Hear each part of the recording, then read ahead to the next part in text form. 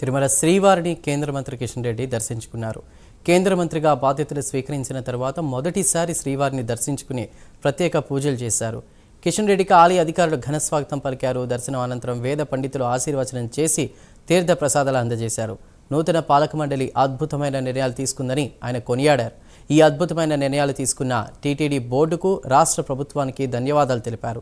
హిందూ దేవాలయాల్లో హిందువులే విధులు నిర్వహించాలని అన్నారు.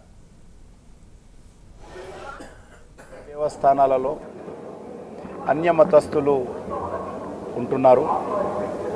కారణంగా కొన్ని అక్కడక్కడ ఇబ్బందులు వస్తున్నటువంటి విషయం మనం స్వయంగా చూశాము. కాబట్టి ఈ నిర్ణయము అన్యమతస్థులు ముఖ్యంగా దేవాలయ పరిసర ప్రాంతాల్లో ఉండకుంటే చాలా బాగుంటుంది అనేటువంటి విషయము చాలా చర్చ జరిగింది. ఈరోజు తిరుమల తిరుపతి దేవస్థానానికి సంబంధించినటువంటి ట్రస్ట్ బోర్డు మొదటి సమావేశంలో అన్యమతస్థులు మరి ఉంటే వాళ్ళను వేరే ప్రాంతానికి పంపిస్తామనేటువంటి నిర్ణయం తీసుకోవడం ఏదైతే ఉన్నదో నేను చాలా సంతోషం వ్యక్తం చేస్తూ ఉన్నాను, హర్షం వ్యక్తం చేస్తూ ఉన్నాను, స్వాగతం పలుకుతూ ఉన్నాను.